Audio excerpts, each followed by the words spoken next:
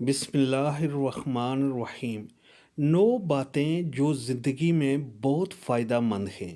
Number 1، اگر خوشی چاہتے ہو تو وقت پر عبادت کرو۔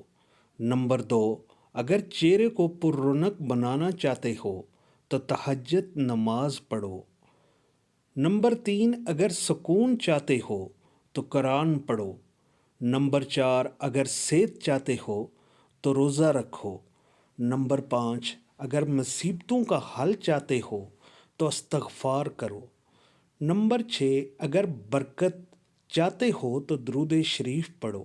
نمبر 7، اگر مشکلات ختم کرنا چاہتے ہو تو لا حول ولا قوت الا باللہ پڑھو۔ نمبر 8، اگر غموں سے نجات چاہتے ہو تو دعا مانگو۔